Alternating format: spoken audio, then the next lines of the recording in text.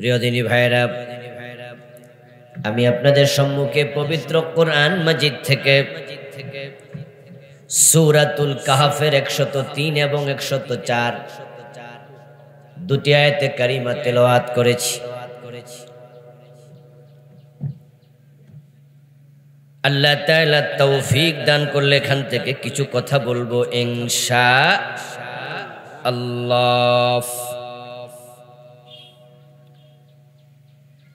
সূরাতুল কাহফের 103 এবং 104 নম্বর আয়াতে আল্লাহ তাআলা যে মেসেজ দিলেন তা হলো কুল হাল নুনাব্বিউকুম, হে প্রিয় নবী আপনি উম্মতকে বলুন আমি কি তোমাদের খবর দেব নাকি বিল আখসারিনা আমালা, এমন কিছু মানুষের ব্যাপারে যারা আমলের দিক থেকে ক্ষতিগ্রস্ত। আল্লাযীনা দাল্লা সাইয়ুহুম ফিল হায়াতিদ দুনিয়া, যাদের সব আমল দুনিয়াতে হারিয়ে গেছে, আল্লাহ পর্যন্ত পৌঁছে নাই। ওয়া হুম ইয়াহসাবুন আন্নাহুম ইউহসিনুনা সুনআ, অথচ তারা মনে করছে তারা ভালো আমল করে চলছে। তাদের আমলগুলো যে বাতিল, আল্লাহ পর্যন্ত পৌঁছে না, এটা তারা বোঝেই না। এমন কিছু মানুষের খবর আমি আপনাকে দেব নাকি? এই জাতীয় লোকদের খবর জানা আমাদের দরকার আছে না নাই? কারণ যারা আমল করতেছি, আমল যদি আল্লাহ পর্যন্ত না যায়, আমল করে লাভটা কি? যেই লোকদের আমল আল্লাহ তাআলা কবুল করে না, তারা সত্যি ক্ষতিগ্রস্ত, হতভাগা। কারণ কিয়ামতের মাঠে তো আমল ওজন করা হবে, ঠিক না? তো আপনার আমল তো কবুল হয় নাই, তো উপায়টা কি? আল ওয়াজনু ইয়াউমা ইযিনিল হক, কোরআন মাজিদ আল্লাহ তাআলা বলেন সেদিন ওজন করা হবে, এটা কিন্তু নিশ্চিত। ফাআম্মা মান সাকুলাত মাওয়াজিনুহু ফাহুয়া ফি ঈশাতির রাদিয়াহ, যার আমল নামা সেদিন সওয়াবে পরিপূর্ণ হবে, ওজনে ভারী হবে, তাকে ডাইরেক্ট জান্নাত দেয়া হবে। ফাহুয়া ফি ঈশাতির রাদিয়াহ, সে সন্তুষ্ট হওয়ার মতো জীবন পাবে, এমন নতুন জিন্দেগি দেয়া হবে যা পেয়ে সে খুশি। আর আম্মা মান খাফফাত মাওয়াজিনুহু, যার আমল নামাজ সওয়াব হালকা হবে, সওয়াব কম, ফাউম্মুহু হাবিয়া, তার অবস্থান স্থল হবে হাবিয়া, দোজখ, জাহান্নাম, নাউজুবিল্লাহ। তাহলে এখন আমল কবুল না হলে নেকের পাল্লা হালকা হয়ে যাবে, বিপদ। তাই যে আমলগুলো আমরা করতেছি সব আমল কবুল হওয়ার মতো উপযোগিতা তৈরি করা দরকার আছে না নাই? মানুষ কিছু কিছু অপরাধ করে, যে অপরাধের কারণে আমল কবুল হওয়া বন্ধ। তার মাঝে কিছু অপরাধ আছে যে অপরাধের কারণে ঈমানই থাকে না। আর যার ঈমান নাই তার আমলের কোনো দাম নাই, কবুল হইব কি? ঈমানে তো নাই। ঈমান হলো একের মতো, নেক আমল হলো ডান পাশে শূন্যের মতো। এক যদি থাকে তার ডানে একটা শূন্য দিলে কত হবে? দুটা দিলে, তিনটা দিলে। কিন্তু একটাই যদি না থাকে, শূন্য বসাইলে লাভটা কি? এজন্য কিছু অপরাধ আছে যা করলে ঈমানটাই চলে যায়, ওই অপরাধগুলো জানা দরকার আছে না নাই? যদি এই অপরাধে আপনি থাকেন তাহলে এখনো তাওবা করার সুযোগ, নতুন করে ঈমান আনার সুযোগ আছে। কিন্তু আল্লাহ তাআলার সামনে যাওয়ার পরে যদি সেদিন ধরা খান, সেদিন মানুষ বুঝবে ঈমান হারার দল সেদিন কি বলবে, সেটাও কোরআনে আছে। আল্লাহ তাআলা বলছেন সেদিন ওই মানুষগুলো বলবে ওয়ালাউ আন্না লানা কাররাতান ফানাকুনা মিনাল মুমিনিন, ও আল্লাহ আমাদেরকে দুনিয়ায় আরেকবারের জন্য পাঠাও, আমরা ঈমানদার হব। ঈমান তো আমার নাই, ধরা তো খাইয়া লাইছি। আমাদের মুফতি কামাল হোসেন ফরাইজি ভাই এতক্ষণ কথা বলছে শিরিক নিয়ে। যেগুলো শিরকে আকবর, এগুলো করলে ঈমান থাকে নাকি? থাকে না। এখন শিরকের সাথে জড়িত এমন লোক বাংলাদেশে আছে না নাই? মসজিদে গিয়ে আল্লাহরে সেজদা দেয়, আবার দরবারে যাইয়া পীরের পায়ে সেজদা দেয়, এমন লোকও আছে। মাজারে সেজদা দেয়, এমন লোক আছে না নাই? অথচ এটা তো সরাসরি শিরকে আকবর। যারা পীরের পায়ে সেজদা দেয়, মাজারে সেজদা দেয়, এই লোকগুলো কিন্তু জুমার নামাজেও হাজির হয়। অনেকের মাথায় টুপি আছে, অনেকের মুখে দাড়িও আছে। যে পীর সাহেব নিজে সেজদা নেয়, ওই পীরের মুখেও দাড়ি আছে, মাথায় টুপি। এখন লোকটা যে সেজদা দিল মানুষকে, ঈমান তো চলে গেল। কিয়ামতের দিন আল্লাহর সামনে হাজির হয়ে দেখবে ঈমান নাই। অথচ 5 ওয়াক্ত নামাজ পড়ছে, রোজা রাখছে, হজ করছে, যাকাত দিছে, কিন্তু আল্লাহর সামনে গিয়ে দেখবে আমল নামা এরকম সাদা কাগজের মতো, একটা নেকও নাই। অথচ দুনিয়ায় থাকতে সে কিন্তু নেক করছে, ভালো কাজ করছে। আপনাদের এলাকায় হিন্দু আসেনি? হিন্দুর বাড়িতে যদি ভিক্ষুক যায়, হিন্দু ভিক্ষা দেয় না? হিন্দুর দোকানে বাজারে গেলে ভিক্ষা দেয় না? এই যে 10 টাকা ভিক্ষা দিল, সওয়াব হয়েছে কয়টা? হয়েছে? আমল নামা কোন নেক লেখা হয়েছে? তো ভিক্ষা দেয়া কি নেক আমল না? ভালো কাজ না? তো সওয়াবটা কই? তাহলে বুঝতে হবে নেক আমল করলে হবে না, এর আগে কিছু কাজ আছে, বুঝতে হবে। ঈমান নাই, আমলের কোনো দাম নাই। এখন হিন্দু একাই বেঈমান, সে একাই মুশরিক, নাকি আরো মুশরিক আমাদের ভিতরে আছে? এই যে কামাল ফরাইজি ভাই বলল রাসূল গায়েব জানে, এমন আকীদা লালন করে এরকম আলেম ওলামাও, মসজিদের ইমাম সাহেবও কয় রাসূল গায়েব জানে। ওই হিন্দু যেমন মুশরিক, এই লোকটা ঠিক সমান মুশরিক। হিন্দু নামাজ পড়ে না, কিন্তু ইমাম সাহেব নামাজ শুধু পড়ে না, নামাজ পড়ায়ও। ওই হিন্দুর যেমন ঈমান শেষ, এই ইমাম সাহেবেরও। হিন্দুর অপরাধ হলো সে আল্লাহর সাথে শরীক করেছে দুর্গা দেবী, লক্ষ্মী দেবী, সরস্বতী দেবী। মক্কার মুশরিকরা আল্লাহকে চিনতো, তারা হাজীদেরকে পানি পান করাতো, কাবা শরীফের তত্ত্বাবধান করত। রাসূলুল্লাহর আপন দাদা আব্দুল মুত্তালিব কাবার মুতাওয়াল্লি ছিলেন, কিন্তু উনার নেতৃত্বে কাবার ভিতরে বাইরে 360টা মূর্তি বসাইছে। মানে আল্লাহরে বাদ দেয় নাই, আল্লাহরেও রাখছে, আল্লাহর সাথে হেরারও ঢুকাইছে। কথা বোঝেন নাই? আল্লাহরে বাদ দেয় নাই, আল্লাহ তো আছেই, সাথে আবার ছোট ছোট কিছু খোদা আছে।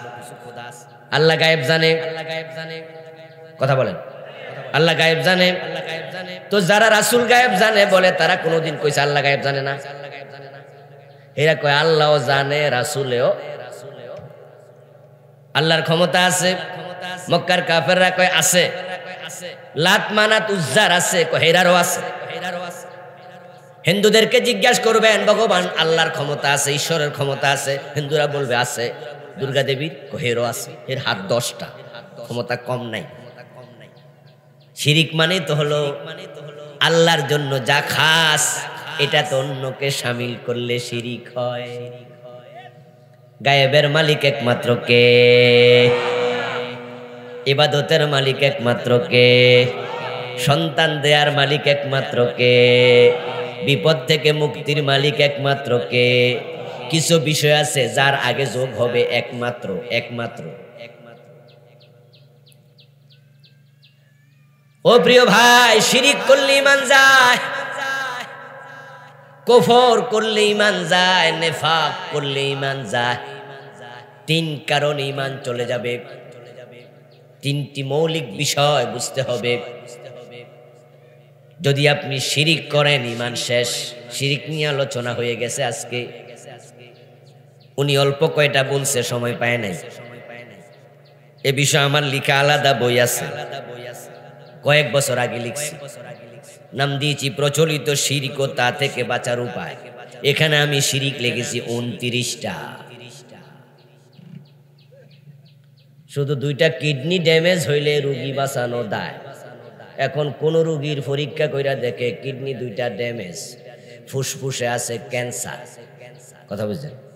চোখ 2টা গেছে নষ্ট হইয়া, মগজ অর্ধেক গেছে পয়সা, এরকম আরো 4-5টা রোগ ধরা পড়ছে। ডাক্তার কয় এর চিকিৎসা দরকার নাই, বাড়িতে নেই। এর আমি কোন গোড়া দিয়া চিকিৎসা করবো, কোন সাইড দিয়া শুরু করবো? এক শিরিকে ঈমান যায়। আর আমি লিখছি 29টা, এবং যেগুলো প্রচলিত বাংলাদেশে চলছে। ঈমান যদি চলে যায়, আপনার আমলের মূল্য আল্লাহর কাছে আর এক আনাও নাই। তাই জান্নাতে যাওয়ার জন্য 2টি শর্ত। কয়টা? 1 নাম্বার ঈমান, দ্বিতীয় নেক আমল। ইন্নাল্লাযীনা আমানু ওয়া আমিলুস সালিহাতি লাহুম জান্নাত। ইন্নাল্লাযীনা আমানু ওয়া আমিলুস সালিহাতি কানাত লাহুম জান্নাতুল ফিরদাউসি নুজুলা। ঈমান হলো 1 নাম্বার শর্ত, আমল হলো 2য় নাম্বার শর্ত। যদি আপনার আমল থাকে, ঈমান না থাকে, দ্বিতীয়টা থাইকা কোনো লাভ। ও প্রিয় ভাই, এখন ঈমান বাঁচাতে হলে 3টা কাজ করা যাবে না। 1 নাম্বার হলো কুফর করা যাবে না, 2 নাম্বার শিরিক করা যাবে না, 3 নাম্বার নেফাক করা যাবে না। এই 3টার একটাও যদি আপনার ভিতরে থাকে, আপনার আমল করে কোনো লাভ আর নাই। তারপরে হলো এবার নেক আমল। নেক আমল গুলো কবুল হওয়ার জন্য আবার 2টা অতিরিক্ত শর্ত। ওই 2টা থেকেও বেঁচে থাকতে হবে। যদি আমল কবুল হোক আপনি চান, তাহলে ওই 2 শর্ত আপনাকে মানতেই হবে। একটা হলো হারাম খাওয়া যাবে না, আর একটা হলো বেদাতের সাথে সম্পর্ক রাখা যাবে না। যে হারাম খায় তার নেক আমল কবুল হওয়া বন্ধ হয়ে যায়। যে ব্যক্তি বেদাত করে তার আমল কবুল বন্ধ হয়ে যায়। আমল করতেছেন কিন্তু আল্লাহ পর্যন্ত যাবেন না। قال النبي صلى الله عليه وسلم من اشترى ثوبا ب10 دراهم فيه درهم حرام لم يقبل الله له صلاته ما دام عليه। প্রিয় নবী বলেন, যে ব্যক্তি 10 দিরহাম দিয়ে একটি কাপড় কিনলো, ওই কাপড়ের মাঝে 1 দিরহাম হারাম, 9 দিরহাম হালাল। হারাম কয় দিরহাম? কথা বলিয়েন, কয় দিরহাম? হালাল কয়টা? কিন্তু ওই একটা হারাম ঢুকেছে, এই কাপড় পরে যতই নামাজ পড়ুক 1 রাকাতও কবুল হবে না। ইন্নাল্লাহা তাইয়্যিবুন লা ইয়াকবালু ইল্লা তাইয়্যিবা। সহিহ মুসলিমের হাদিস। আল্লাহ নিজে পবিত্র, তাই অপবিত্র কোনো কিছু তিনি গ্রহণ করেন না। তাই ইবাদত কবুলের জন্য পবিত্রতা শর্ত। নামাজের মাঝে আরকান হাকাম 13 ফরজ শুরু হইল পবিত্রতা দিয়া। 1 নম্বরে শরীর পাক, 2 নম্বরে কাপড় পাক, 3 নম্বরে নামাজের জায়গা পাক। এই কিসের আওয়াজ?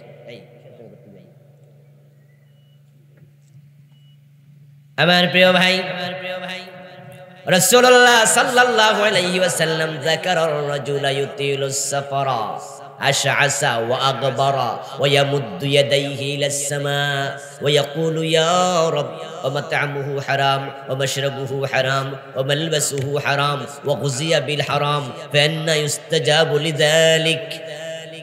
উনি এক ব্যক্তির উদাহরণ দিয়ে বললেন, উম্মত শোনো, তোমরা তো মসজিদের কোনায় ঢুকে দোয়া করছো, তাহাজ্জুদ পড়ে দোয়া করছো, আর মনে মনে ভাবছো আল্লাহ আমারে জান্নাত না দিয়া কারে দেয়। অথচ শোনো, হজ করার জন্য দুনিয়ার কোন এক প্রান্ত থেকে আল্লাহর কোন এক বান্দা মক্কায় ছুটে গেছে, আর মক্কা চারিদিকে দাঁড়ায়া দাঁড়ায়া হাত তুলে আল্লাহরে ডাকে। সে জানে এমন জায়গায় দাঁড়াইছি যেখানে ধুলাবালির মাঝে কত নবীর পায়ের চাপ আছে।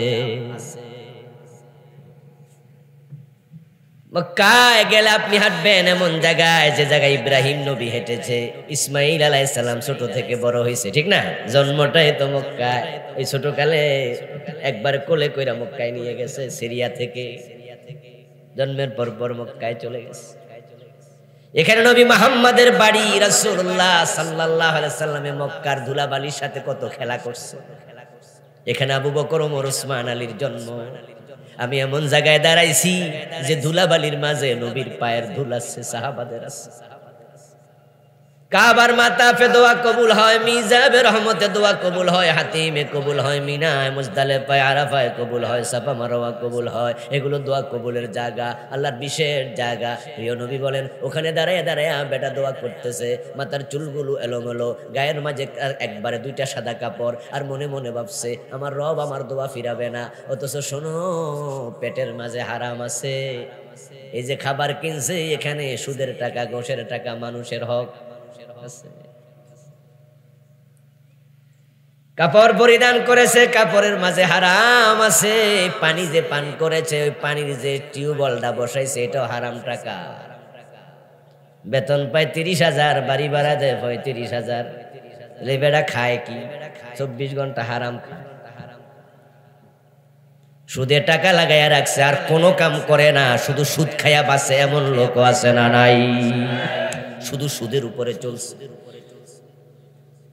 জমি একটা বেচছে, পোলারে বিয়ে করাইয়া 5 লাখ যৌতুক নিছে, সব মিলাইয়া 20 লাখ লাগাই দিয়ে সুদের উপরে। প্রতি মাসে মাসে আসে, খায়, পুরা ফ্যামিলি সুদের উপর চলে।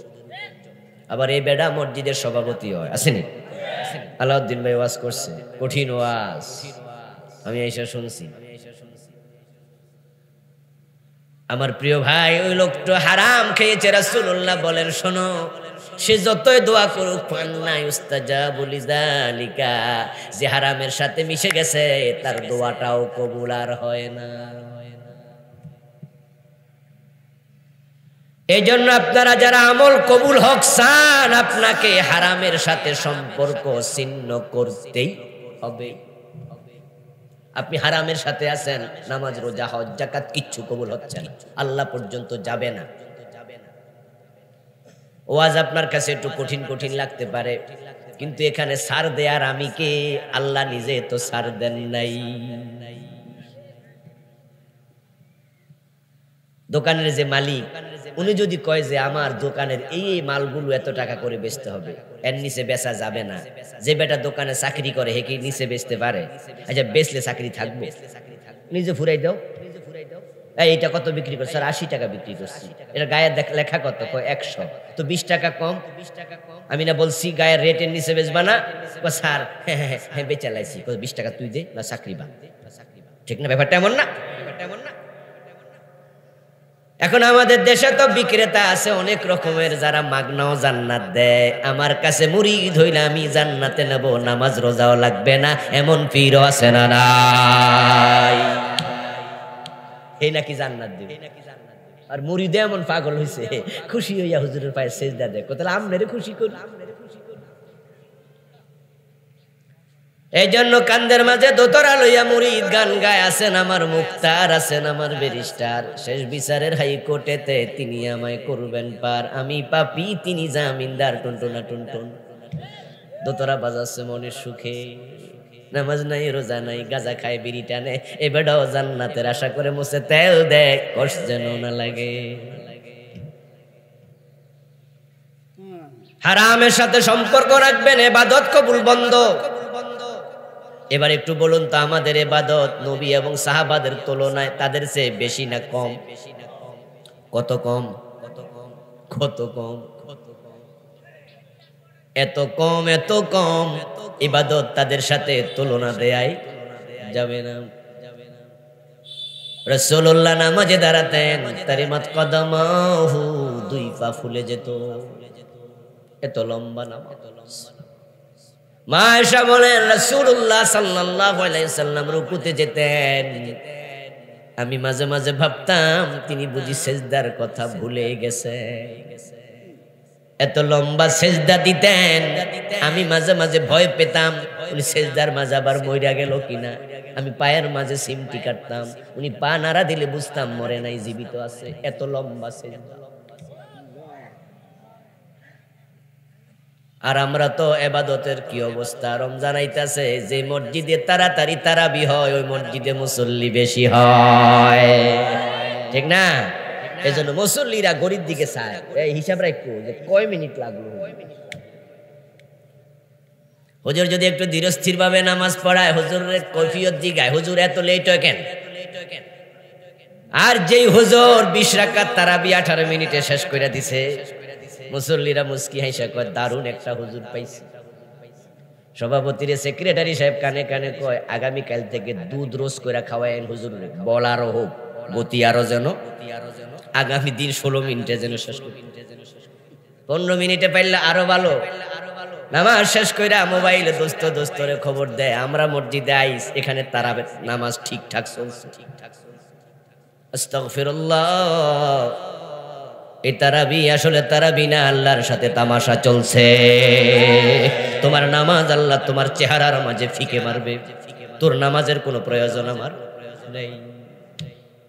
আমলের অবস্থা এমনি তো খারাপ, আবার যে কম ছোটাপাটা ছোট্ট ছোট্ট আমল, এটাও যদি কবুল না হয় এমনিও তো আমল নাই। আবার হারাম খান তো কবুল তো হয় না, এখন আমও নাই, সালা সুদ্দা। এই জন্য আমলটাও বাড়াতে হবে, সুন্দর করতে হবে, এবং যতটুকু করি অতটুকু কবুল হওয়ার জন্য হারাম ছাড়তেই হবে। হারামের সাথে সম্পর্ক রাখলে ইবাদত কবুল হবে না। এখন হারামের সাথে কে কে জড়িত আছেন আমি হাত তুলতে বলবো না, কোনো দরকার নাই। আপনার খবর আমি যাব না, আমি আপনার প্রেসার দিতে যাব কেন? আপনার জোর করায় ওয়াদা করাবো কেন? আমার কি দরকার? আখেরাত তো আপনার, আমার কবর আমি যাব, আপনার কবর আপনি যাবেন। আপনার হিসাবকে আপনার ছেলে দেবে, আপনার বউ দেবে? ওদের কারণে আপনি গোশ খান কেন? আরে ওদের কারণে আপনি গোশ খান, ওদের কারণে আপনি বাজারে ওজনে কম দেন, মালে বেজাল দেন কেন? ফলা মাইয়াকে আপনার হিসাব দেবে? কেউ দেবে না, কেউ না। ইয়াউমা লা ইয়ানফাউ মালু ওয়ালা বানুন ইল্লা মান আতাল্লাহা বিকলবিন সালিম। কত কোটি টাকার মালিক হইছো, কয়টা সন্তানের বাবা হইছো, ক্ষমতা তোমার হাতে কত, এগুলো আখেরাতে কোনো কাজে আসবে না। একটা উত্তম কলব নিয়ে মারা যাইও, ওই কলবটা আখেরাতে নাজাতের ওসিলা হবে।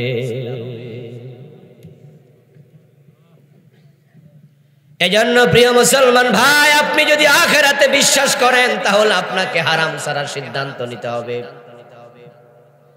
এখন যারা গোশ খান তারা আজকে থেমে যান, তাহলে আমল কবুল হওয়া শুরু।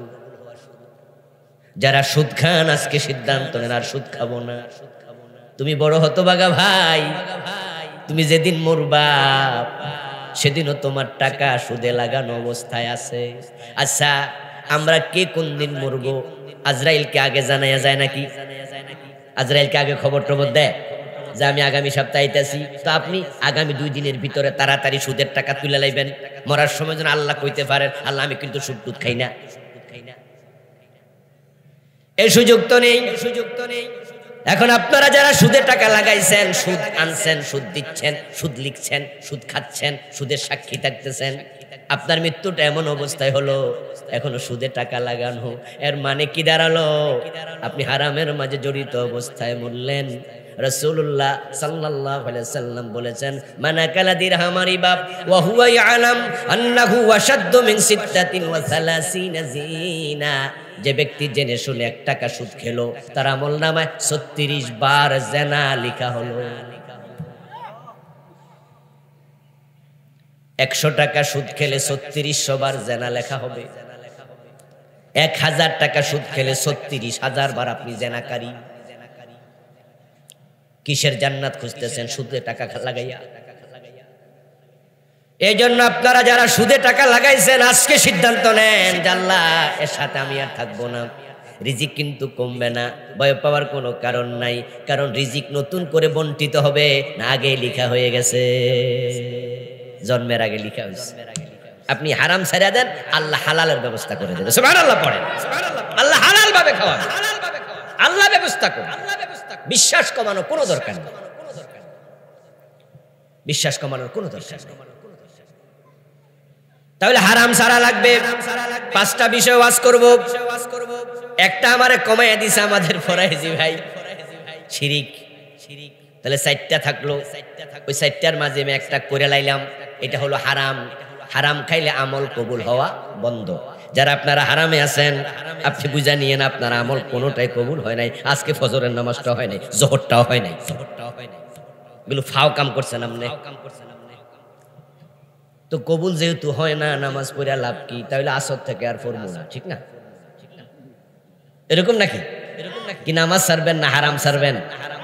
হুজুরের ওয়াজ আবার উল্টাটা নিয়েন না, যেহেতু লাভ নাই ভইরা, আর লাভ কি? তাহলে পড়তাম না। হ্যাঁ, আপনি যদি কাফের হয়ে যান, আল্লাহর কিচ্ছু আসে যায় না।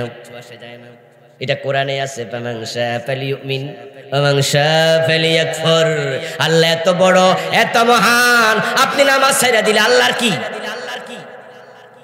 পৃথিবীর সবচেয়ে ধনী মানুষ ইলন মাস্ক, আগে ছিল উইলিয়াম বিল গেটস। ও বেটা আল্লাহর সিজদা দিছে কয়দিন? কথা বলে না, বুঝলে বলেন না? বেটাকে আল্লাহ বলে ডাকে, আল্লাহর সিজদাতে নামাজ কালাম পড়ে। এই যে দুনিয়ার সবচেয়ে সেরা ধনী কোনোদিন নামাজ পড়লো না, আল্লাহর বড় ক্ষতি হয়ে গেছে, ঠিক না? তা আপনি কয় টাকার মালিক? আপনি নামাজ ছেড়ে দিলে আল্লাহর ক্ষতি হয়ে যাবে। পৃথিবীর সবচেয়ে ক্ষমতাওয়ালা মানুষের নাম জো বাইডেন, আমেরিকার প্রেসিডেন্ট। এবারে নামাজ পড়ছে কয় ওয়াক্ত? আল্লাহর কি ক্ষতি হয়েছে? আপনি কোন ক্ষমতাওয়ালা যে আপনি রাগ করে নামাজ ছেড়ে দিবেন? হুজুর কইছে হারাম খাইলে নামাজ কবুল হয় না, ঠিক আছে আর পড়তাম না। আল্লাহ কই না পড়লে আমার কি? বেটা তুই কাফের হয়ে যা। বরং ফামান জাহাদা ফাইন্নামা ইউজাহিদু লিনাফসি। যে ব্যক্তি মুজাহাদা করে, চেষ্টা করে, কষ্ট করে, তাহাজ্জুদ পড়ে, জিহাদের মাঠে দৌড়ায়া যায়, তলোয়ার হাতে নিয়ে যুদ্ধের মাঠে দৌড়াচ্ছে, এত কষ্ট করছে, ভেবো না আমি আল্লাহর জন্য করে, সে নিজের জন্যই করে। কারণ জান্নাত পাইলে তোমার লাভ, জান্নাত না পাইলে তোমার লস। আমি আল্লাহর লাভও নাই, কোনো লসও নেই। এই জন্য আজকে হারাম ছাড়িয়ে দেবেন। বাড়ি যায় বললো গল্প করিয়েন, যে ওয়াজ শুনছি উপায় নাই। বউরে বলবেন তুমি আমার হেল্প করো না, হয়তো চলতে কঠিন, চলতে পারবো না। আমি যদি সুদে টাকা না লাগাই, তাহলে কিছুদিন কিন্তু হয়তো শুটকি তরকারি দিয়ে ভাত খাওয়া লাগবে। আগে তো প্রতি বছরে 6 জোড়া কাপড় দিতাম, হয়তো এখন বছরে 1 জোড়া দেয়া যাবে। হয়তো টাইলস করে বিল্ডিং বানানো যাবে না, ভালো ভালো কলেজে সন্তান পড়াতে পারবো না, নিজে দামি দামি কাপড় পরতে পারবো না। হয়তো জীবনটা একটু সংকীর্ণ হয়ে আসবে। যদি কষ্টে থাকি, কম খায়া থাকবো, হারাম খাবো না। তুমি আমার সহযোগিতা করবা।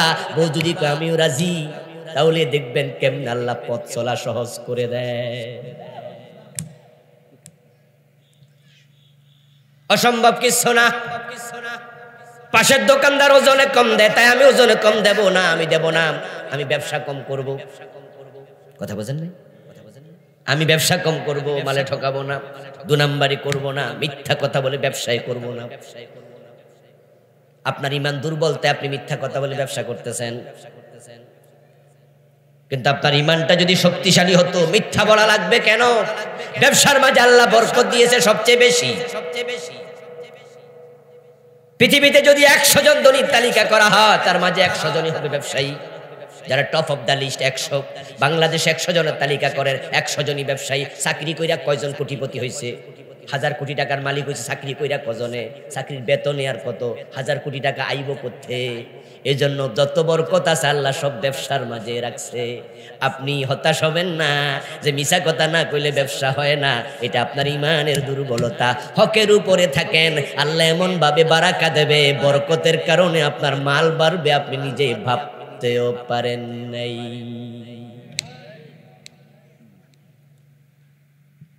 আরেকটা হলো বেদাত করা যাবে না। বেদাত করলে আমল কবুল হওয়া বন্ধ হয়ে যায়। এ বিষয় বই লিখছি, কয়েক বছর হয়ে গেল। বাংলাদেশে চলমান 38টা লিখেছি। বেদাত বড় জঘন্য জিনিস। হযরত হুযায়ফা বলেন, ক্বালা রাসূলুল্লাহ সাল্লাল্লাহু আলাইহি ওয়াসাল্লাম, লা ইয়াকবালুল্লাহু লিসাহিবি বিদআতিন সাওমান ওয়ালা সালাতান ওয়ালা সাদাকাতান ওয়ালা হাজ্জান ওয়ালা উমরাতান ওয়ালা জিহাদান ওয়ালা সারফান ওয়ালা আদলা। যে ব্যক্তি বেদাতি হয়ে যায় তার রোজা কবুল হয় না, নামাজ কবুল হয় না, হজ কবুল হয় না, যাকাত কবুল হয় না, কোনো ভালো আমলই আল্লাহ কবুল করে না। বেদাতির উপর আল্লাহ এত রেগে যায়, তার জন্য নবীর শাফাত পর্যন্ত অনুমতি আল্লাহ দেন না। قال النبي صلى الله عليه وسلم حلت شفاعتي لأمتي إلا صاحب بدعة। প্রিয় নবী বলেন, আমার উম্মতের জন্য আমার শাফাত আল্লাহ হালাল বানাবে। সুবহানাল্লাহ পড়ো, সুবহানাল্লাহ। খুশির খবর এটা, খুশির খবর। আমার উম্মতের জন্য আমার শাফাত বৈধ। বৈধ বানাবে কে? সব নবী ইয়া নাফসি করবে হাসরের ময়দানে আল্লাহর কাহার সুরত দেখে। রাসূলুল্লাহ বলেন, আমি সিজদায় পড়ে যাব। তখন আল্লাহ আমারে বলবে, ইয়া মুহাম্মদ ইরফা রাসাকা সালতুতা কুলতুসমা ইসফাতু শাফা। ও প্রিয় নবী, মাথা তুলুন। আপনি যা বলেন আজকে শোনা হবে, যা চান আপনাকে দেয়া হবে। যার জন্য সুপারিশ করেন, সুপারিশ মঞ্জুর হবে। قال النبي صلى الله عليه وسلم خيرت بين الشفاعة وبين أن يدخل نصف أمتي الجنة فاخترت الشفاعة فإنها أعم وأكفى। শাফাত বড় দামি জিনিস রে ভাই, এটা পাইলে আপনার কপাল খুলে যাবে। রাসূলুল্লাহ সাল্লাল্লাহু আলাইহি ওয়াসাল্লাম বলেন, জিবরিল আমিন আমার কাছে আসলেন আল্লাহর পক্ষ থেকে দুটো অপশন নিয়ে। বললেন, ইয়া রাসূলুল্লাহ, একটা অপশনে টিক চিহ্ন দেন, দুটো একসাথে নেওয়া যাবে না, একটা নেয়ার অনুমতি আছে, কিন্তু আইসি দুইটা লইয়া। রাসূল বলেন, একটা হলো শাফাত আর একটা হলো অর্ধেক উম্মত বিনা হিসাবে জান্নাত। আল্লাহ বলছে, আপনার উম্মত যা আছে অর্ধেক উম্মত আমি আল্লাহ জান্নাতে দিয়ে দেব, অথবা আপনাকে শাফাত করার অধিকার দেব। এখন আপনি একটা নেন, কোনটা নেবেন? প্রিয় নবীজি বলেন, ফাখতারতু শাফাআতা, আমি অর্ধেক উম্মত জান্নাতে যাক এটা নেই নাই, আমি শাফাত নিয়েছি। ফাইন্নাহা আ'আম্মু ওয়া আকফা, আমার কাছে মনে হয়েছে এটাই ব্যাপক, এটাই অধিক পরিমাণ উম্মত জান্নাতে ঢোকার ওসিলা হবে। আমি সুপারিশের মাধ্যমে অনেক বেশি উম্মত জান্নাতে ঢুকাতে পারবো, আমার শাফাত বৈধ। কিন্তু যে বেদাতি তার জন্য শাফাতের অনুমতি নাই।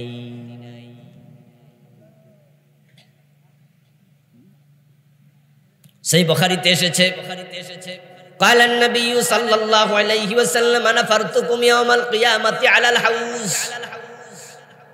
আমি কিয়ামতের দিন তোমাদের সবার আগে হাউজে কাউসারের সামনে চলে যাব। আমার উম্মতকে আমি হাউজে কাউসার থেকে পানি পান করাতে থাকব। মা হুয়া শাদ্দু বিয়াদাম মিনাল লাবান ওয়া হালা মিনাল আসাল ওয়াতিয়াবু মিনাল মিস কিজানুহু কানুজুমিস সামা জাওয়ায়াহু সাওয়াউন।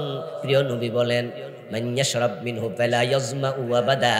আমার উম্মত পানি পান করবে হাউজের। পানির কিছু বর্ণনা রাসূল দিলেন, পানি হবে দুধের চেয়ে সাদা, হাউজের পানি হবে মধুর চেয়ে মিষ্টি এবং মিশকের চেয়ে সুগন্ধওয়ালা। এমন পানি দুনিয়ার কোনো মানুষ কোনোদিন দেখে নাই।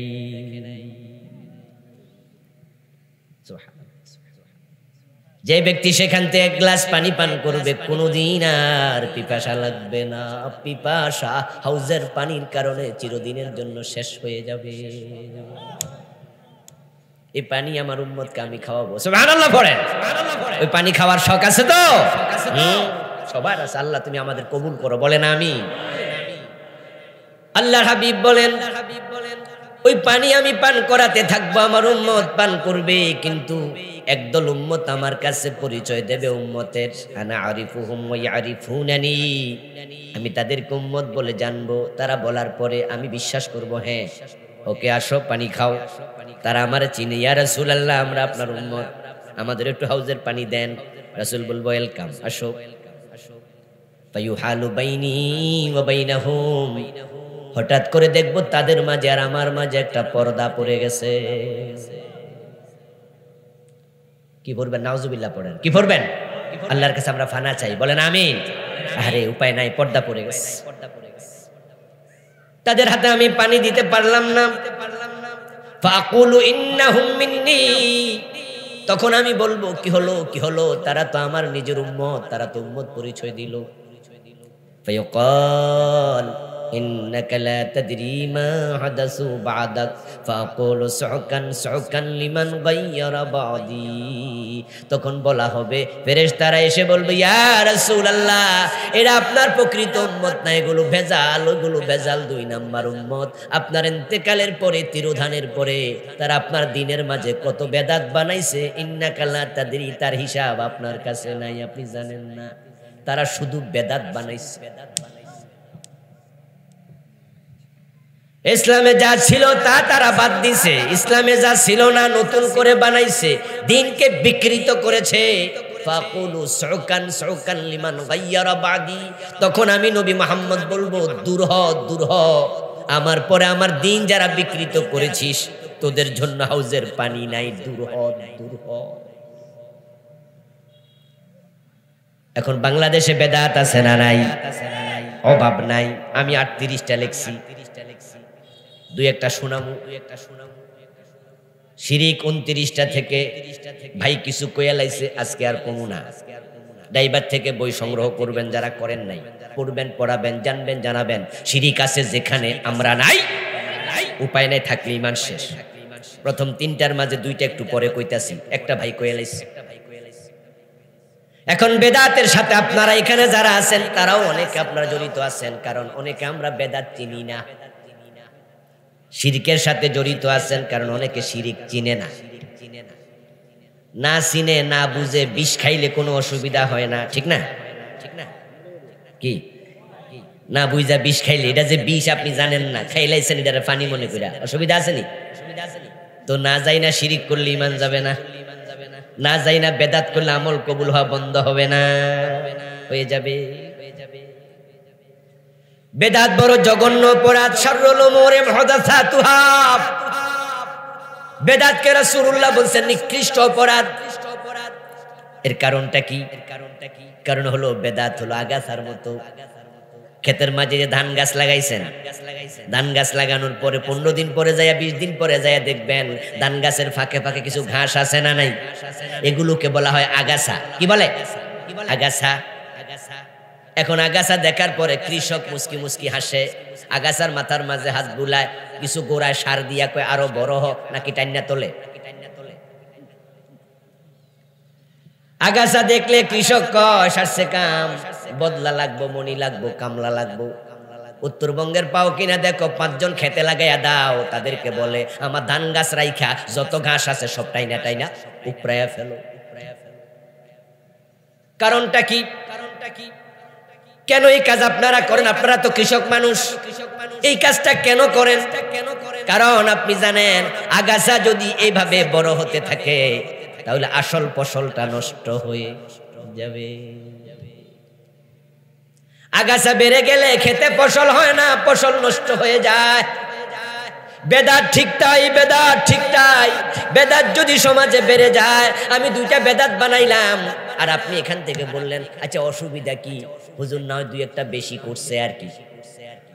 যেমন আজান শুরু হয়েছে আল্লাহু আকবার দিয়ে, রাসূল 2 জন মুয়াজ্জিনকে শিখাইছেন, একজন হযরত বেলাল আর একজন হযরত আবু মাহজুরা রাদিয়াল্লাহু তাআলা আনহু। রাসূলের 2 জন মুয়াজ্জিন, তাদেরকে আজান শিখাইছে, আল্লাহু আকবার দিয়া শুরু করো। এখন বাংলাদেশে কিছু কিছু মসজিদে আজানের আগে দুরূদ শরীফ পড়ে, আছে না? আসসালাতু ওয়াসসালামু আলাইকা ইয়া রাসূলুল্লাহ, আসসালাতু ওয়াসসালামু আলাইকা ইয়া নবী আল্লাহ, এরকম দুরূদ শরীফ পড়ে তারপরে আজান শুরু করে। এখন উনি কয় আচ্ছা অসুবিধা কি? কইছে আরে হুজুরে দুরূদ পড়ছে, কাম তো আর খারাপ করে নাই, হোক। এখন এই হুজুর 2টা বেদাত বানাইলো, আমি হুজুরে 3টা বানাইলাম, এই হুজুর 5টা বানাইলো, ওই হুজুর 6টা বানাইলো। এরকম যদি সবাই নতুন নতুন বেদাত বানায়, 10 বছর পরে আমাদের সন্তানেরা, নতুন প্রজন্ম কোনটা আসল ইসলাম কোনটা ভেজাল তারা খুঁজেই পাবে না। ওই ক্ষেতের ঘাসের কারণে যেমন ফসল শেষ, বেদাতের কারণে মূল ইসলাম শেষ। এটা কত জঘন্য এবার বুঝে নিন, আপনার ঘাস দিয়া বুঝালাম। তাই আলেম ওলামারা হলো ক্ষেতের পাহারাদার, ক্ষেতের কৃষক। রাসূলুল্লাহ আসবে না, কোন নবী আসার সম্ভাবনা আছে নাকি? আল উলামা ওয়ারাসাতুল আম্বিয়া, আলেমরা নবীদের উত্তরসূরি, দ্বীনের জন্য পাহারাদারি করতে হবে। তাই ইসলামের ব্যাপারে আলেমরা সিরিয়াস হবে। বেদাত যেখানে দেখবে গুড়া সহ উপড়ে ফেলতে হবে।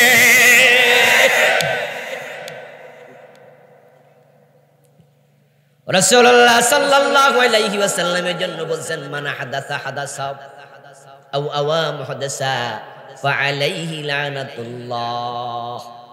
যে ব্যক্তি বেদাত তৈরি করে এবং বেদাতিকে সাহায্য সহযোগিতা করে, ভালোবাসে, তার উপর আল্লাহর গজব পড়ুক, আল্লাহর লানত পড়ুক। রাসূল বদদুয়া দিছে বেদাতিকে। কারণ বেদাতিদের কারণে মূল ইসলামটা হারায়া গেছে। সমাজে এমন কিছু বেদাত চালু হয়েছে, যখনই একটা বেদাত চালু হয় তখনই একটা সুন্নাহ উঠে যায়। তার বাস্তব প্রমাণ আমি দেই, আপনারা নিজেরাই বলবেন ইয়েস কথা সত্যি। সালাম ফিরানোর পরে রাসূলুল্লাহ সাল্লাল্লাহু আলাইহি সাল্লাম পড়তেন আল্লাহু আকবার একবার, আস্তাগফিরুল্লাহ, আয়াতুল কুরসি, আল্লাহুম্মা আনতাস সালাম ওয়া মিনকাস সালাম, এটা পড়তেন একবার। সুবহানাল্লাহ কয়বার? 33। আলহামদুলিল্লাহ 33। আল্লাহু আকবার 34। আরো দোয়া আছে না? এই সবগুলা রাসূল পড়তেন, সময় লাগায় লাগায় পড়তেন। সব দিন সবগুলো একসাথে পড়তেন এটাও না, কম বেশিও পড়তেন, কিন্তু তিনি পড়তে থাকতেন। আয়াতুল কুরসি যে ব্যক্তি 5 ওয়াক্ত নামাজের পরে প্রতিদিন পড়বে, হাদিস হচ্ছে তার মাঝে আর তার জান্নাতের মাঝে তার অন্তরায় শুধু মৃত্যু। কত জরুরি জিনিস না, কত সুন্দর আমল। যেই মাত্র বাংলাদেশে সালাম ফিরিয়া মুনাজাত চালু হয়েছে, ওই দোয়াগুলো মরে গেছে, মরে যায় নাই। আচ্ছা, এই আমলগুলো কোন মসজিদে নিয়মিত হয়? কয়টা মসজিদে হয়? খুব কম, খুব কম, খুব কম, ঠিক না? সালাম ফিরাইছি, হুজুর আল্লাহুম্মা আনতাস সালাম ওয়া মিনকাস সালাম, আল্লাহুম্মা আমিন কইছে, হাত মুছছে, হুজুরও খাড়াই গেছে, মুসল্লিরাও খাড়া সুন্নাত করতেছে। রাসূলের দেখানো এই আমলগুলো বাংলাদেশে। আচ্ছা, এই মুনাজাতটা 5 মিনিট পরে করা যেত না? আচ্ছা, মুনাজাত আপনি করেন না, আমি এটা ধাক্কাধাক্কি করতে আসেন না, করেন। আরে আপনার ভালো লাগে আল্লাহর কাছে চান, হাত তুলবেন, অসুবিধা না, কিন্তু 5 মিনিট পরে করেন না। আপনি সালাম ফিরে যে কইরা দিলেন, তো রাসূলের শিখানো সুন্নাহ আপনার কারণে মরে গেছে, ঠিক না? এই আপনার মতো ইমামের কারণে মরে গেছে। আপনি নিজেও মানলেন না, জাতিকেও মানতে দিলেন না। ও ভাইরা আমার, ফরজ নামাজের পরে মুনাজাত আছে না নাই, তা নিয়ে আলেমদের দুটি মত। অধিকাংশ আলেম বলেন না, রাসূলুল্লাহ সাল্লাল্লাহু আলাইহি সাল্লাম ফরজ নামাজের পরে সম্মিলিত ভাবে মুনাজাত কোনোদিন করেন নাই, করার পক্ষে একটা হাদিসও নাই। আরেক দল বলেন আচ্ছা অসুবিধা কি, দোয়া না করছে এটা মুস্তাহাব, অর্থাৎ তারা ধাক্কায় মাক্কায় কিছুটা জায়েজ রাখতেছে, ধরে নিলেন তাদেরটাই ঠিক। আচ্ছা, এই কথা হবে, তাহলে ফরজ নামাজের পরে দোয়া আছে না নাই, তা নিয়ে দুইটা মত পাওয়া গেল। কিন্তু ফরজ নামাজের পরে আয়াতুল কুরসি আছে না নাই? সুবহানাল্লাহ, আলহামদুলিল্লাহ, আল্লাহু আকবার 33, 33, 34 আছে না নাই? এগুলার ব্যাপারে কারো দ্বিমত আছে? তো যেটা সবাই মানে ওই আমলটা কই মরে গেল কেন? বেদাত যখন চালু হয় সুন্নাহ তখন মরে যায়। এই জন্য রাসূল বেদাতিকে লানত করেছে। ও প্রিয় ভাইয়েরা, আপনি বেদাতি হবেন, আল্লাহ আপনার উপর এতটা নারাজ হয়, আপনার অন্য ভালো আমল পর্যন্ত কয় তোর আর কোনো আমল আমি নিবো না। কি মারাত্মক বিষয় কিন্তু বুঝেন, যে ভালো আমলগুলো আল্লাহর কবুল করবে না। এজন্য আমি প্রায়শই বলে থাকি, মাথার মাপে টুপি, গায়ের মাপে জামা, রাসূলের মাপে ইসলাম। মাথা আপনার মাপ, আপনার টুপি আপনার, দেহ আপনার, জামা আপনার, মাপ আপনার। ইসলাম আপনার না, ইসলাম আপনার বাবার না, ইসলাম আপনার পীর সাহেবের না। আল্লাহর ইসলাম, রাসূলের ইসলাম, ওইটা আপনার মাপে, আপনার পীরের মাপে সাজানো যাবে না।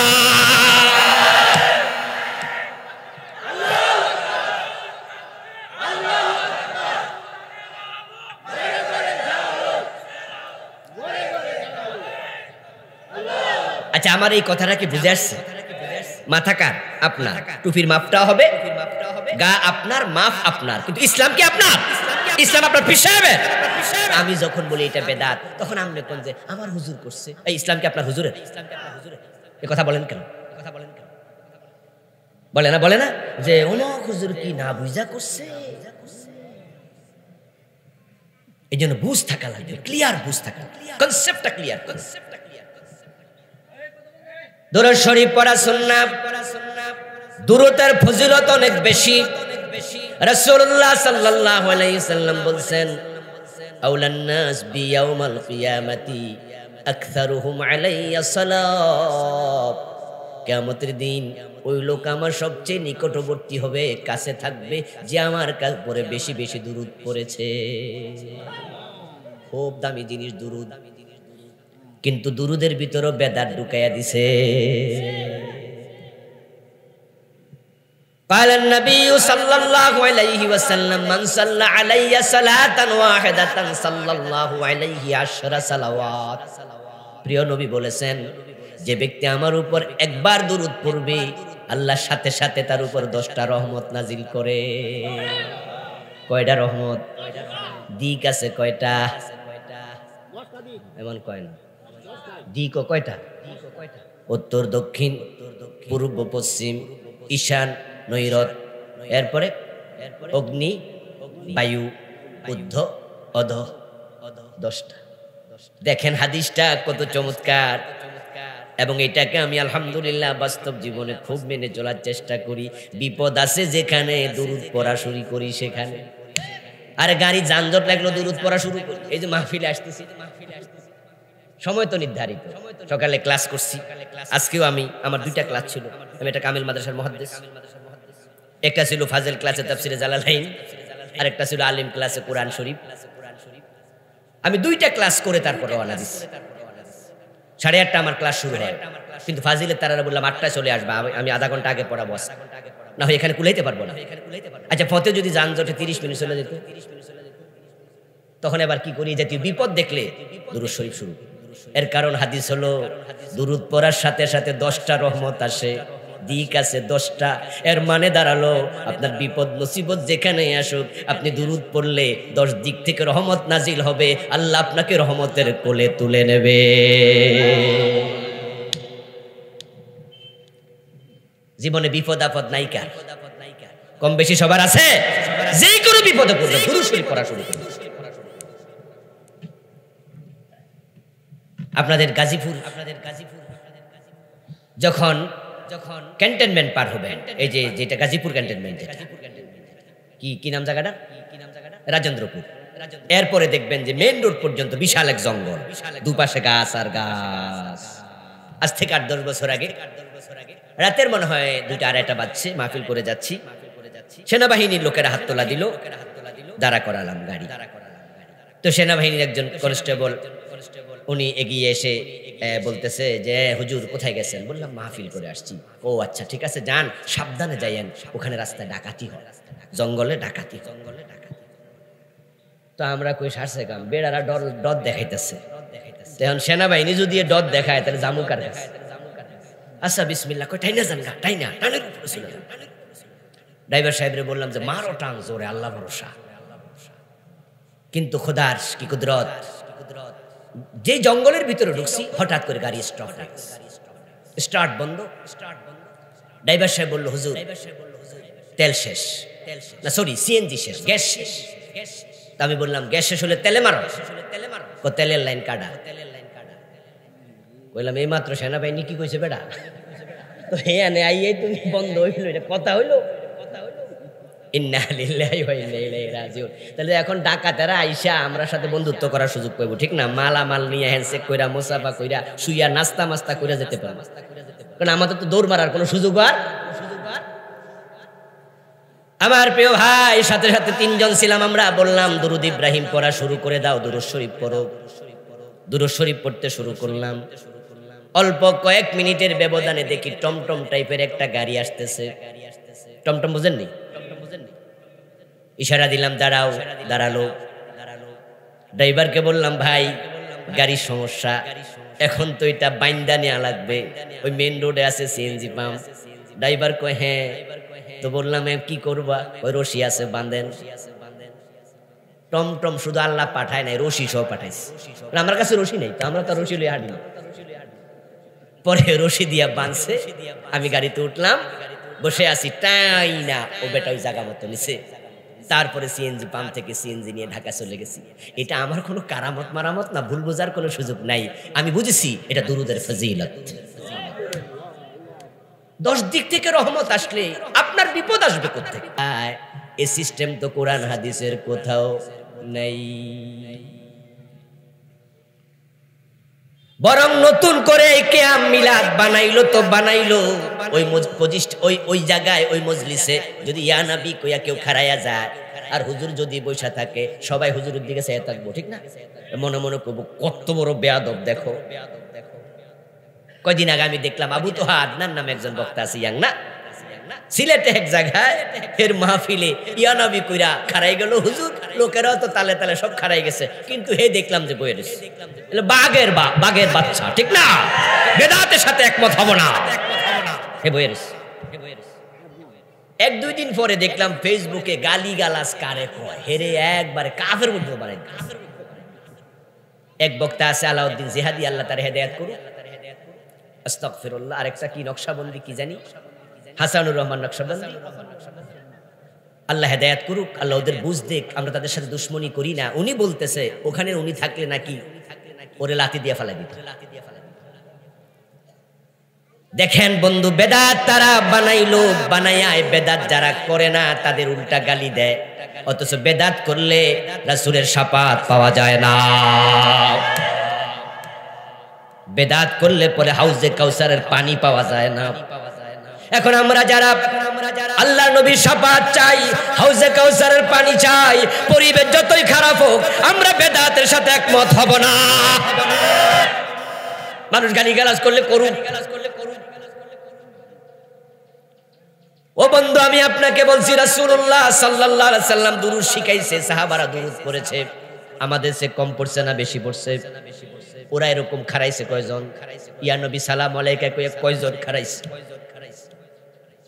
এই যে ইয়া নবী বলতেছেন, এই শব্দ তো অশুদ্ধ। আল্লাহ কুরআন মাজিদে কোথাও এরকম না কারা বলে নাই, বলছি ইয়া আইয়ুহান নবী, ইয়া আইয়ুহার রাসূল। আর আপনি শব্দ বানাইলেন ভুল।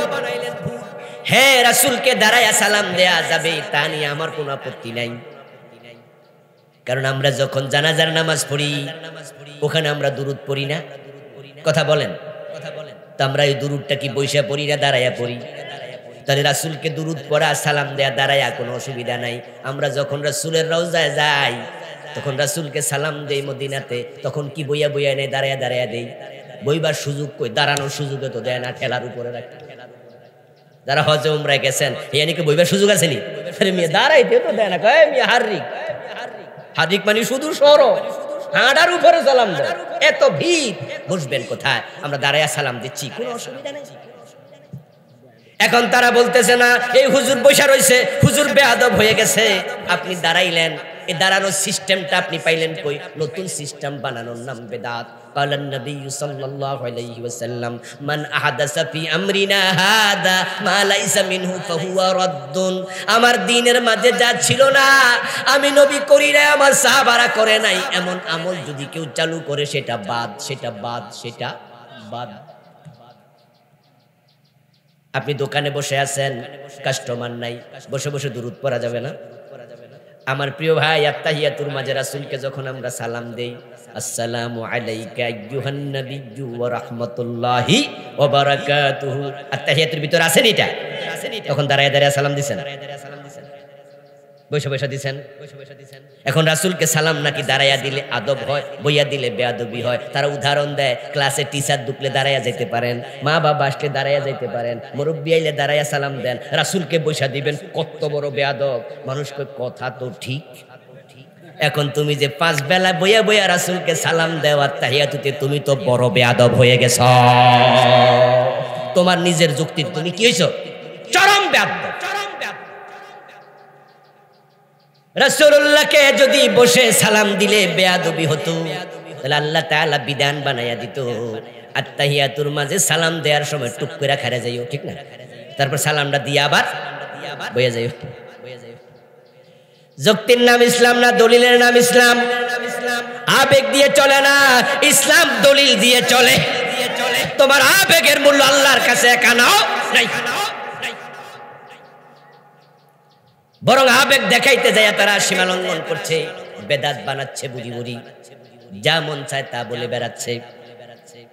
এখন বন্ধু, এই বেদাত গুলোর মাঝে জিকির কত চমৎকার একটা ইবাদত, ওই জিকিরের মাঝেও বেদাত ঢুকাইয়া দিছে। ক্বালা আল্লাহু সুবহানাহু ওয়া তাআলা, আল্লাহ তাআলা কোরআন মাজিদে বলেন, যকুরুল্লাহ কামা আল্লামাকুম, আল্লাহর জিকির করো সেভাবে আল্লাহ তোমাদের শিখাইছে, যেভাবে। আল্লাহ আমাদের ডাইরেক্ট শিখাইছে না রাসূলের মাধ্যমে শিখাইছে? কেমনে জিকির করা লাগে রাসূল কি শিখান নাই? রাসূলুল্লাহ নিজে জিকির করে নাই, সাহাবারা করে নাই। জিকির করতে করতে লাফালাফি করছে কয়জন সাহাবী? জিকির করতে করতে বাসার আগা উঠতেছে, জিকির করতে করতে গাছে উঠতেছে, জিকির করতে করতে আইসা ফির সাহেবরে চাপ মারে, মাইক কাইরা নিয়ে ফালাইয়া দেয়। দেখেন নাই? ভিডিওতে দেখবেন, বক্তার কান্দু উঠতেছে। আস্তাগফিরুল্লাহ। এই দৃশ্যগুলো যখন তসলিমা নাসরিনরা দেখে, এই দৃশ্যগুলো যখন সালমান রুশদিরা দেখে, এই দৃশ্যগুলা যখন নাস্তিক ইসলাম বিরোধীরা দেখে, তারা ইসলাম নিয়ে হাসাহাসি করে। তোমাদের কারণে আল্লাহর ইসলাম হেয় হচ্ছে, ছোট হচ্ছে। ওরা ইসলাম নিয়ে হাসা, কোথাও মৌলবীরা কি করতেছে? তোমার এত এশক কোত্থেকে আসলো? কোত্থেকে এত এশক আসলো? বরং জিকিরের পন্থা হলো রাসূলুল্লাহ জিকির শিখাইছে, আল্লাহ শিখাইছে। তোমরা আল্লাহকে ডাকো খাউফাও ওয়া তামা, তাদাররুআ ওয়া খীফা, তোমরা ভয়ের সাথে ডাকো, বিনয়ের সাথে ডাকো। আল্লাহর জিকির করবা, ওয়াজিলাত কুলুবুহুম, তোমার অন্তর বিগলিত হয়ে যাবে, চোখের মাঝে পানি এসে যাবে, বিনয়ী হয়ে যাইবা, তোমার কলব নড়বে, তোমার দেহ নড়বে না। কিন্তু দেখি লাফালাফি দপাদপি চলছে, জিকির করতে যাইয়া জিকিরের ভিতরে ঢোল তবলা পর্যন্ত বাজায়, এমন লোকও আছে না নাই? মাজার গুলোতে গেলে দেখবেন ঢোল তবলা ছাড়া জিকির। আস্তাগফিরুল্লাহ আলাজিম। তোমাদের আমল কবুল হবে, ইসলামকে বিকৃত করে দিচ্ছে। এই জন্য বেদাত দেখলে থেমে যাবেন, একটা নিয়ে বেশি আলোচনা করার সময় হবে না। আসরের আজান হলো, ওয়াজ বন্ধ হয়ে যাবে। এতক্ষণ পর্যন্ত ওয়াজ শুনে মজাই লাগছে, যা আমি বুঝি ঠিক কইছেন হুজুর, ঠিক কইছেন, কারণ নিজেদের গায়ে এখনো পড়ে নাই, এখন কিন্তু পড়বো। জিকির করতে যাইয়া বিশ্বনবী বলছেন, আফজালুজ যিকরি লা ইলাহা ইল্লাল্লাহ, সেরা জিকির হলো লা ইলাহা ইল্লাল্লাহ। এখন মাঝখানে ভাঙ্গা ইল্লাল্লাহ জিকিরও করে। এই মাসলা আমনেরও ধরা খাইছেন, অনেকে এখানে ইল্লাল্লাহ ওয়ালা আছেন। ইল্লাল্লাহ জিকির আমিও কত করেছি, আমিও তো ফিরের মুরিদ ছিলাম এক সময়। আমার পীর সাহেবের বাড়ি পাকিস্তান, ওনার দরবারে দেখেছি জিকির চলছে, লা ইলাহা ইল্লাল্লাহ, সুবহানাল্লাহ, আলহামদুলিল্লাহ, আল্লাহু আকবার, আল্লাহু আল্লাহু, এক পর্যায়ে হু হু হু হু। তা আমরা জিজ্ঞাসা করলাম, ছোট ছিলাম তখন, যখন মুরিদ, তখন ক্লাস 5-6 ওদিকে পড়ি। ঢাকা চলে আসতাম জশ্নে জুলুস ঈদ মিলাদুন নবী করার জন্য, গাড়ি রিজার্ভ করে ছোট বড় সব, আন্ডা বাচ্চা সহ। রাসূলের জন্ম দিবসে জশ্নে জুলুস হবে, জিজ্ঞাসা করলাম হু হু হু এটা কি? কয়টা জিকির। এটা আবার কেমন জিকির? কয় কোরআনে আছে লা ইলাহা ইল্লাহু, এই তো পাইছি হু। আপনি হু বললেন, হু জিকির হবে তখন যদি রাসূলুল্লাহ শিখাতেন, রাসূল শিখাবেন যখন, ঠিক না? ইবাদত রাসূলের মাপে হবে। কুল্লু ইবাদাতিন লাম ইয়াতাআব্বাদ বিহা সাহাবু রাসূলিল্লাহি ফালা তাতাআব্বাদু বিহা। প্রিয় নবীজি বলছেন, আল্লাহ তাআলা আল্লাহর নবী সাহাবী বলছেন যে শোনো, রাসূলুল্লাহ সাল্লাল্লাহু আলাইহি সাল্লাম এবং তার সাহাবারা যেই কাজটাকে ইবাদত মনে করে নাই, ওটাকে তোমরা ইবাদত মনে করে আমল করিও না, কারণ রাসূলের পরে নতুন করে আর ওহী নাজিল হয় নাই। কি পীর সাহেবের উপর ওহী নাজিল হয় না? ওহী আসে, তুমি ইবাদত বানাবে কেমনে? ইল্লাল্লাহ যে বাংলা, ওহী লাগবে তো। ওহীওয়ালা বলছে লা ইলাহা ইল্লাল্লাহ, তুমি বাংলা কি দিয়া? সাহাবারা আমল করেছে, তাদের কাছে ওহী আসে নাই, কিন্তু তারা আমল করেছে সরাসরি সাহেবুল ওহীকে নিজের চোখে দেখে। এজন্য সাহাবারা যা করে নাই সেটা ইবাদত না। দোস্ত কান খুলে শুনিও, তোমার কাছে মজা, তোমার কাছে মজা। ঈদে মিলাদুন্নবী সকল ঈদের সেরা ঈদ, জশ্নে জুলুস, বিশ্বনবীর আগমন, শুভেচ্ছার স্বাগতম, কি সুন্দর করে 12 রবিউল আউয়ালে কেক কাটে, হ্যাপি বার্থডে টু ইউ ইয়া রাসূলুল্লাহ। রাসূল ঈদ করেছেন দুটা, ঈদুল ফিতর, ঈদুল আজহা, আপনি বানালেন তিনটা। আবার কত বড় বেয়াদব বলে কিনা সকল ঈদের সেরা ঈদ ঈদে মিলাদুন নবী। তো রাসূলের ঈদ বুঝি কম সেরা, তোমারটা বড়? বেদাতিকে বিশ্বনবী লানত এমনি করেন নাই, আল্লাহ জানাইছে বেদাতিরা সীমা লঙ্ঘনকারী হয়ে যায়। ইল্লাল্লাহ যিকির আপনি করতেছেন, আপনি কোন সাহাবী করেছে? একটা দিন একটা দলিল দেন। রাসূল তো করেনি নাই, কোন সাহাবী করেছে সেটা দেন। আপনি বলবেন এটা জায়েজ, আমি বলবো আপনি জায়েজের ফতোয়া পাইলেন কই? সাহাবী করলে না জায়েজ বলতাম। আর জায়েজটা যদি আমি ধরে নেই, কিন্তু জায়েজ উত্তম না সুন্নাহ উত্তম? কথা বলেন, জায়েজ ভালো না সুন্নাত ভালো? তো রাসূলের সুন্নাহ আপনি বাদ দিলেন কোন কারণে? এই জন্য আপনাকে আমাকে সব জায়গায় মাথা রাখতে হবে। এখন ঈদে মিলাদুন নবী যারা বানাইছে তারা সবাই কয় আচ্ছা রাসূলের জন্ম দিবসে একটু খুশি হইলাম, আনন্দিত হইলাম। তুমি বেজার কেন? রাসূলের জন্মে আকাশ খুশি, বাতাস খুশি, রাসূলের জন্মে গাছপালা খুশি, তামাম মাখলুকাত খুশি, শুধু বেজার একজন, তার নাম শয়তান। সুতরাং আমরা ঈদ করি, তোমরা যারা খুশি না, কয় কি তোমরা শয়তান। আরে কয় কি রে, কয় কি? তো তাহলে এবার আমি বলবো, আবু বকর সিদ্দিকের জন্মে আমরা খুশি না বেজার? যারা চুপ করে আছেন তারা কি বেজার নাকি? তো কথা বলেন, আবু বকর সিদ্দিকের জন্মে খুশি না বেজার? এখন উনার জন্ম দিবসে আরেকটা ঈদ বানাবে, বানানোর পরে এবার আপনারাও ঈদ যদি না করেন, আরেক গ্রুপ কইব তাহলে আবু বকরের জন্মে তোমরা খুশি না, তোমরা শয়তান। কথা হইল। রাসূলুল্লাহ সাল্লাল্লাহু আলাইহি ওয়াসাল্লাম ইন্তেকাল করলেন 11তম হিজরিতে। সর্বশেষ সাহাবী আবু তুফাইল রাদিয়াল্লাহু তাআলা আনহু ইন্তেকাল করলেন 101 হিজরিতে। মাঝখানে চলে গেল 90 বছর। এই 90 বছর সাহাবারা জীবিত ছিলেন। সাহাবাগণ রাসূলুল্লাহকে ভালোবাসতেন আমাদের মতো না, আরো বেশি। কত বেশি? তুলনা নাই। কিন্তু 90 বছরে ঈদে মিলাদুন নবী কোন সাহাবী পালন করেন নাই। ও প্রিয় ভাইরা, আপনারা যারা করেন, আপনাকে আমি মাথায় বাড়ি দিতে আসি নাই, আমি বুঝাইতে আসছি আপনি আমার ভাই। বেদাত করলে আমল কবুল হওয়া বন্ধ, তাই বেদাত থেকে আপনি দূরে থাকেন। আপনিও আমরা একসাথে জান্নাতে যেতে চাই, ঠিক না? এজন্য বলছি আপনি ভালোবাসার সাথে এটা নেন। এখন 90 বছর সাহাবারা রাসূলের ইন্তেকালের পরে জীবিত ছিল, তারা কেউ ঈদে মিলাদুন নবী বানাইলো না।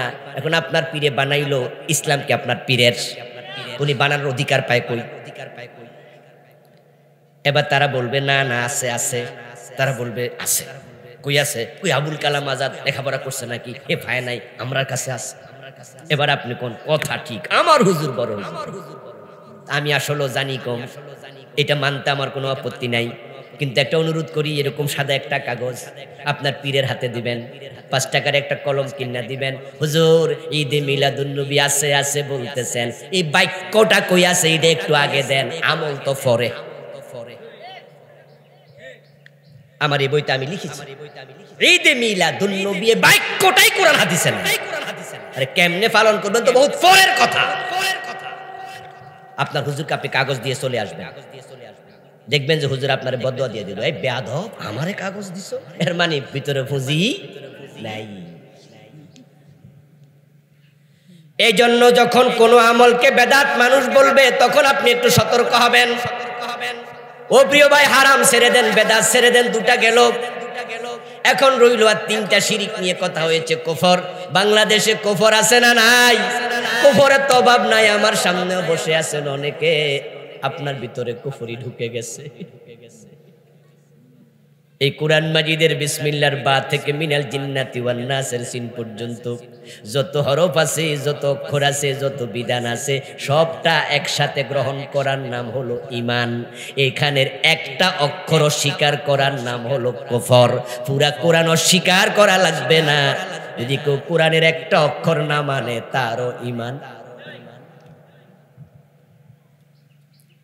এই কোরআন মাজিদে 4টা অক্ষর মানে নাই কাদিয়ানী সম্প্রদায়, যে 4 অক্ষরে আল্লাহ বলছে নবী মুহাম্মদ শেষ নবী, হা আলিফ তা মিম খাতামান নবিয়্যিন। এখন কাদিয়ানীরা কয় গোলাম আহমদ কাদিয়ানো নবী, বলেন নাউযুবিল্লাহ। এখন কাদিয়ানীদের মসজিদ আছে না নাই? নামাজ পড়ে কিনা? দাড়ি টুপি পাজামা পাঞ্জাবি পাগড়ি মেসওয়াক সব আছে, কিন্তু সব আলেম একমত কাদিয়ানী কাফের, কাদিয়ানী কাফের। কারণ তারা কোরআনের 4 অক্ষরের সাথে বিট্টয় করেছে, নবী মুহাম্মদকে শেষ নবী মানে নাই, তাদের ঈমান শেষ। এখন এই কোরআনের মাঝে আছে লাহুল খালকু ওয়াল আমর, এখানে অক্ষর আছে 15টা। কোরআনের মাঝে আছে সারিকু ওয়াসারিকাতু ফাকতাউ আইদিয়াহুমা জাযাআম বিমা কাসাবা নাকালাম মিনাল্লাহ। অক্ষর আছে কয়েক ডজন, এগুলো আপনারা মানেনই না। প্রথমটার অর্থ বলি, মানেন যে না নিজের সাথে মিলান। লাহুল খালকু ওয়াল আমর অর্থ হলো সাবধান, সৃষ্টি যার, আইন চলবে শুধুই তার। বলেছেন কে? এবার সবাই বলুন তো, সৃষ্টিকার, আইন চলবে কার? 50 বছরের বাংলাদেশে আল্লাহর আইন চলে না, ব্রিটিশ আইন চলে। তো ব্রিটিশ আইন মানলে ইমানদার কেমনে?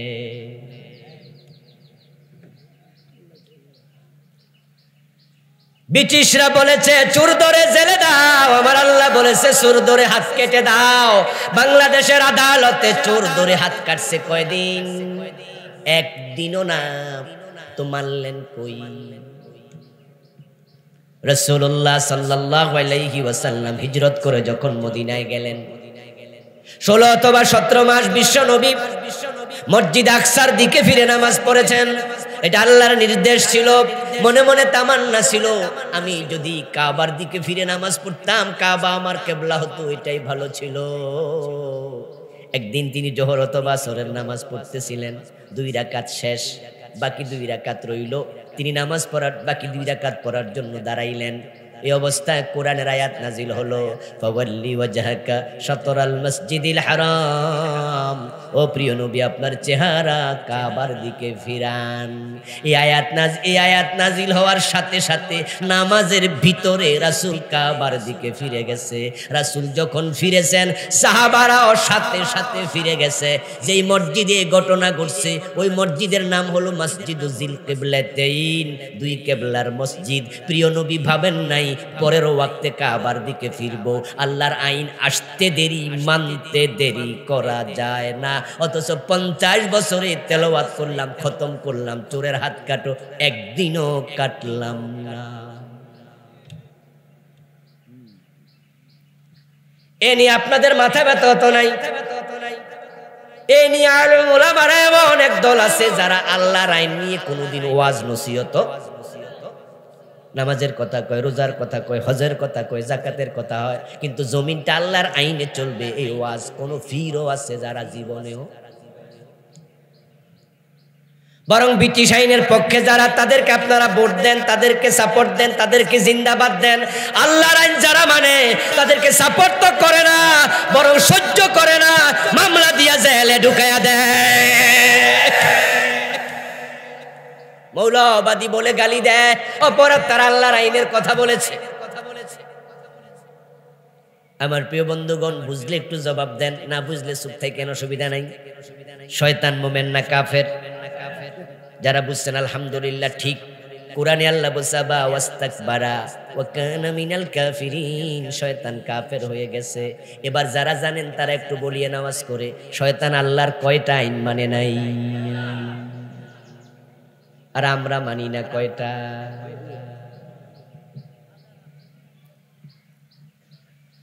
قال النبي صلى الله عليه وسلم يأتي على الناس زمان يجتمعون في المساجد ليس فيهم مؤمنون। প্রিয় নবী বলছেন এমন এক জামানা আসবে মানুষগুলো জামাতের সাথে মসজিদে নামাজ পড়বে কিন্তু একটারও ঈমান থাকবে না। কুফরি করে ঈমান হারাম, শিরিক করে ঈমান হারাম। এই কুফরি কিভাবে হয় তা নিয়ে আলাদা বই লিখছি এই গত অক্টোবরে। এই বইগুলো ড্রাইভারের কাছে আছে, নিয়ে সুযোগ পাইলে। এটার নাম দিছি ঈমান, কুফর ও নিফাক। কুফর হয় 56 কারণ। আরে আজিব তো, এত কারণ জানি না, জানবো কয়টা? আমি জিজ্ঞাসা করি, যারা বীজগণিতের অঙ্ক করে তারা কি 10-15টা সূত্র শিখে না? আচ্ছা, যারা আরো একটু উচ্চতর গণিত পড়ে তারা কি সূত্র কম শিখে না আরো বেশি শিখে? তো যার কাছে বীজগণিতের এত গুরুত্ব, উচ্চতর গণিতের এত গুরুত্ব, এত সূত্র শিখলো, ব্যারিস্টার হওয়ার জন্য এত এত ইংরেজি বই পড়লো, ডাক্তার ইঞ্জিনিয়ার হওয়ার জন্য এত বই পড়লো, তারা কুফর হয় 56 কারণ। ওইটা জানবে না? এর মানে তার কাছে কুফরের কোনো গুরুত্বই নেই। হজ্ঞা হইলে কি? এত সস্তা নয়, এত সস্তা নয়। ইসলামের মৌলিক এলেম শিক্ষা করা নফল না ফরজ? শিখতেই হবে, কোনো কথা পড়তে হবে। সবাই বলবে না, বক্তারা বলবে।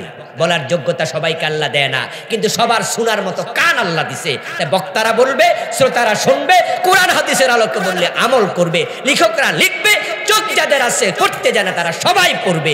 পড়া তার জন্য ফরজ। আমার বন্ধু, কুফর যেখানে আছে কুফরের সাথে থাকবেন না। 56 কারণে কুফরি হয়। মানুষ হাসতে হাসতে কুফরি করে। এই যে কয়দিন আগে ক্লাস 6 এর বইতে আরেকটা কুফরি ঢুকে গেছিল। এই বইটা আমি যদি জানুয়ারিতে লিখতাম তাহলে 57 কারণ লিখতাম। 56টা পাইছি খুঁজা, বাংলাদেশে যেগুলো চলতেছে। কিয়ামতের আগে কুফরি আরো বাড়বে, নতুন নতুন বাড়তে থাকে। আচ্ছা, ধর্ম যার যার উৎসব সবার, এমন একটা স্লোগান আছে না? এটা তো 10 বছর আগে ছিল না। এটা নতুন শিরিক, শিরিক নতুন নতুন হবে। এখন ঢুকাইছে সিলেবাসে বিবর্তনবাদ। মানুষ নাকি বান্দর আছে। আজিব তো, আজিব তো। আরে এটা তো আমরা জানতাম না, মানুষ বান্দর আছিল। কয় কেডা? শুনছি অনেক আগে, মিস্টার ডারউইন নামে এক পাগলা এরকম একটা সূত্র দিছিল, মানুষ নাকি বান্দর আছিল। গাছে গাছে হাঁটতে হাঁটতে লেজ পড়ে গেছে, তারপর ধাক্কা দিয়ে খারাইছে আর মানুষ হয়ে গেছে। আমরা কই বেড়া গাঁজা খাইয়া লিখছে, খাকলে খুব ঘের ভরা ফরে কেন? হয়তো গাঁজা খাওয়ার সময় একটু একটু একটু এবং হয়তো ডেট আছে কিনা খেয়াল করে, ওভার ডেট খাইয়া লিখছে। এর জন্য এই থিওরি লিখছে। এটা কে মানে? পাগল কারে কয়? আচ্ছা, মানুষের সাথে বান্দরের চেহারার মিল আছে, তাই বান্দর থেকে মানুষ হয়েছে। হনুমানের সাথে মিল নেই, তো হনুমান করলে না কেন? আচ্ছা, বোয়াল মাছের সাথে পাবদা মাছের মিল আছে না? নেই? ভাই যারা জানেন কথা বলতে হবে। বোয়ালের সাথে পাবদা মাছের একটা ফিজিক্যাল মিল আছে। আচ্ছা, কেউ যদি বই লেখে যে বোয়াল মাছ পাবদা মাছের পূর্বপুরুষ ছিল, আমরা বলবো হেও কিছু খাইছে।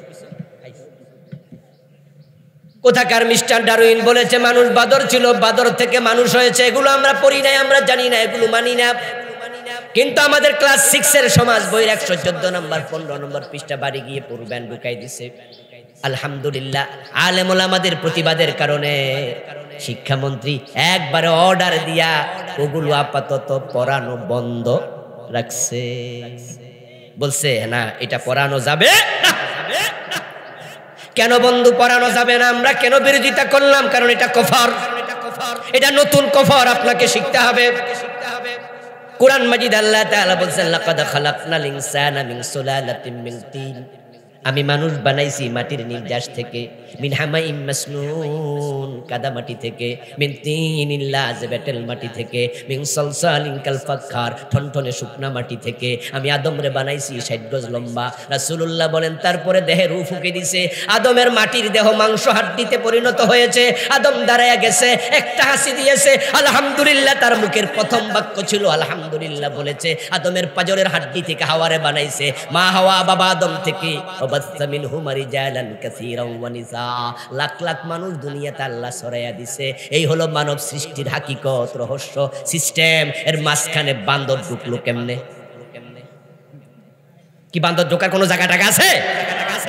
এখন যদি ক্লাস 6-এ পড়ুয়া আমাদের ছাত্ররা এই বান্দর পড়তো, তারা তো ছোট মানুষ, বলতো বইতে আছে মনে হয় এটা ঠিক। যদি বিশ্বাস করত কোরআনের আয়াতগুলো অস্বীকারী কাফের হয়ে যেত। আমাদের কলিজার টুকরারা ছোট্ট বয়সে ঈমান হারাইয়া ফেলতো। এই জন্য যে কপুরগুলো সমাজে আছে এগুলো চিনা দরকার আছে না নাই? এগুলো ছেড়ে দাও, না হয় ঈমান তোমার শেষ। আরেকটা 3 নাম্বার নেফাক, মুনাফিকে ঢুকলে ঈমান শেষ।